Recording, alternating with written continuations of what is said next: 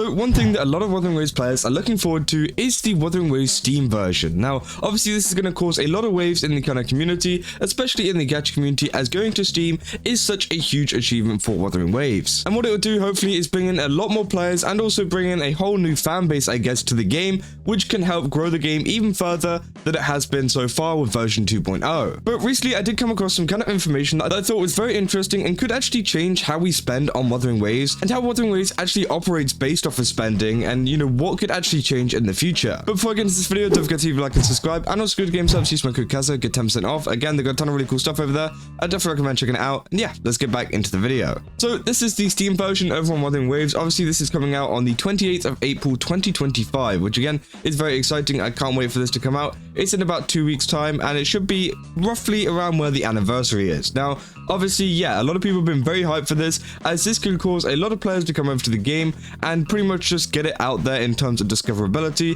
And I think, you know, Kuro Games have done a pretty good job at setting up this page and setting up, you know, how it looks and enticing people in. It looks like it's ready to go, and it looks like it's just a pretty decent, you know, Steam page in general. But one factor that I didn't consider that was actually brought up on Captain Cabinet's podcast, which again, it will be out, you know, probably by the time this video comes out, hopefully. But Saint actually brought up a very interesting factor about the fact that we could actually be seeing a lot of people using their Steam credit from the Steam store on Wuthering Waves. Because if you don't know, obviously Wuthering Waves has a separate system where you can, you know, kind of put money into it, get their credits, and then, you know, spend that on pools. But Steam obviously has their own system where you can actually make your own money via the marketplace and everything like that. Not saying that Wuthering Waves is going to have marketplace items, that probably will never happen. But in terms of other items, for example, you know, your CSGOs, stuff like that, and you've been playing it for a while, well, you might actually end up getting some of the credits from that, from all these games you played in the past, especially if you've got an old account, that you could actually use on Wuthering Waves, which I think is actually really, really cool. But because, yeah, as I said, you know, you could have a skin on, let's say, CSGO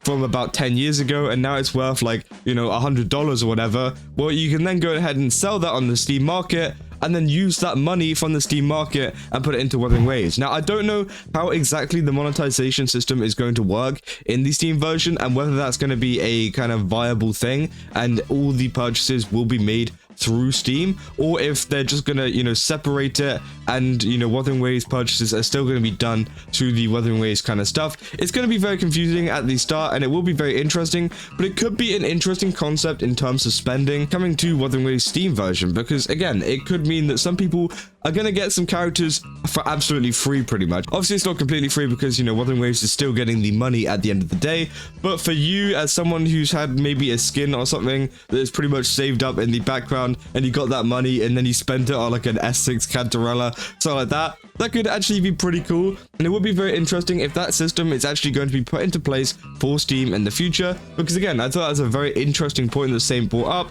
and I think that Steam in general is going to be very, very good for Wuthering Waves, not just in terms of spending as well. Obviously, we got the anniversary coming up, which could be very exciting, seeing as, you know, lots of new players are going to come over to the game whenever the Steam version drops, and hopefully this means with the anniversary, in terms of rewards and things, we might see a 5-star or maybe even a 4-star character, but I'm hoping more so a 5-star character to onboard people to pretty much get them enjoying the game, because there's nothing worse, you know, I think we all know there's nothing worse about starting up a gacha game and getting pretty much no characters you like, no 5-stars, no really decent characters at all, or even being stuck at some of the early game stuff and getting some pretty terrible characters, and all your friends who currently play the game are like, seriously man, like you got that character and you're building them, what the hell? I've got this character from later on, you know. It's just like, okay, you know, it can get pretty annoying, and you know, some people do get fed up and eventually do leave the game, you know, just due to the fact that they're so far behind. Now, Wuthering Waves isn't too far along in terms of story, in terms of, you know, exploration and everything, but it could be enough to kind of discourage someone, I guess, from doing that. And I think that adding a free 5-star into the anniversary actually incentivizes someone to continue going and to keep actually trying, because again, they'll have that free 5-star character, which, you know, should be pretty good. I hope it's pretty good, you know, depending on what it is, and then they can continue. Now, we don't know what this free 5-star is going to be. It could be another free standard character, which again might not be the best for a new oncoming player. Maybe it would, because again, it did work for the first kind of, you know, half of it. but it could also be maybe one of the limited characters. Obviously, you know, maybe like a Jian, you know, probably not a Genshi, but you know, it's one of those maybe, or it could even be a, you know, one of the new ones coming out. Obviously, Chacona's coming out, Zany's coming out. You know, obviously we've got some other ones coming out as well, which are very, very exciting. So maybe we might see one of those too. And I think if we get one of the new ones, that's definitely going to entice a lot of people to come over and play the game, because I already know there's a lot of people who are quite lazy. They don't want to like install the Wuthering Waves launcher or anything like that, so they'll wait for it to come out on Steam. And honestly, it is just a huge W. Now, how has Wuthering Waves been getting on other platforms? Well, the fact is actually pretty good. You know, if you go over to PlayStation, obviously this released whenever version 2.0 first released, and it's still stuck around a 4.36 star rating, which is really good. You know, that's out of 5. They're only missing 0.64, sorry.